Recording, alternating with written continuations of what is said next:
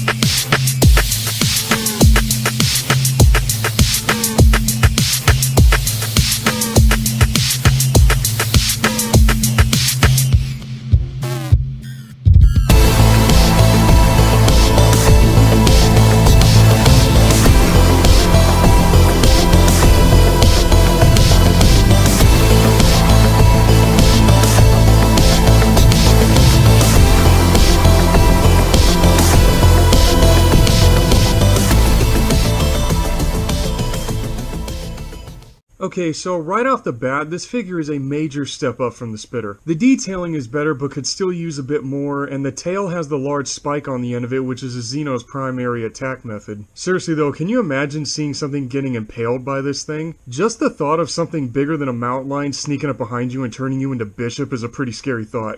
I do like the design of the head, giving it a sort of insectish kind of armor thing going on here. And for some reason in Aliens and the arcade game Aliens Extermination, which is dope as hell by the way, there are bits that refer to a mission to hunt Xenos as a bug hunt, which doesn't make any sense. I mean, I guess because the facehuggers look like bugs, but a Xenomorph looks nothing like a bug, so why would they call him that? Another pro this figure has is, much like the Spitter and Chrysalis aliens, you can bend the tail any way you want. Also, the hands are just a nice amount of fan service with the fingers joined together like the Xeno from the 1979 original movie. Also, was this Xeno variant inspired by large cats? Because the pose it's supposed to be in resembles a panther about ready to go beast on someone's ass. Okay, one odd thing about the Prowler here is the lack of anything on the dorsal surface. The dorsal surface here is very just plain. It has this really plain skeletal kind of look to it.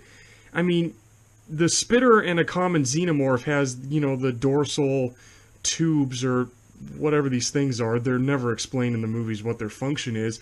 And you look at the Chrysalis alien here, it doesn't have the dorsal tubes, but it has something on the back.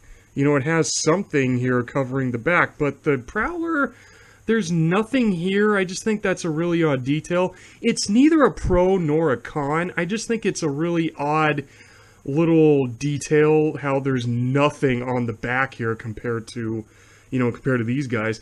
I mean, a Prowler is supposed to be, you know, it's supposed to be very agile and seriously athletic, so I guess it really wouldn't need that, but I just think it's a really odd, interesting little detail here compared to other Xenomorph variations. Okay, and another big pro that this figure has is the amount of movement. I mean, look at this. You've got the head being, you got the head here being able to move side to side, and then the neck, you can move the neck up and down. And then when it comes to the arms, you got the usual shoulder joint, you got the elbow joint, and then you got, you know, on the wrist. And then when it comes to the legs are even crazier. Like, look at this. The feet move. The feet can move. You got that. And then the lower leg moves. Well, the ankle looks... Oh, there it goes. The ankle moves. And the knee moves, too, in two different sections, which is kind of interesting. You got this part, and then you got this other part here. You got this other part here, and then there's the usual hip movement here. And also, you got the mouth opening up here. But the two cons that this figure has is, you can see the second mouth in here. It would have been a little cooler if that second mouth was able to pop out, because the Xenomorph, you know, it shoots that second mouth out when it attacks people. And also, there's, you know, I said this also with the Spitter, you know, you got the wrist moving, but I would really have liked it more if, you know, if the fingers were to move along with the wrist here. I mean, this thing has a huge range of movement already, but wouldn't have hurt to give it just, you know, just a little bit more.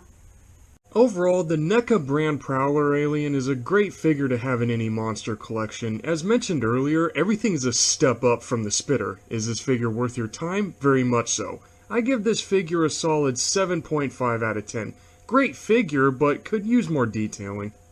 Alright, I thought I would end this video with a shot of all four of my NECA brand aliens, just, you know, why the hell not? So I hope you all enjoyed this video. I know this video was shorter than last month's, but we're dealing with the same species of monster here, so it was a bit easier. Please be sure to like, share, and, you know, consider subscribing, and then come follow me on Instagram at LizardMan2021. The link to that is up on my banner. It's on the bottom right corner. This is Tim W. Rago, and I'm going to say peace out, everybody, and I'll see you all in whatever video I decide to do next.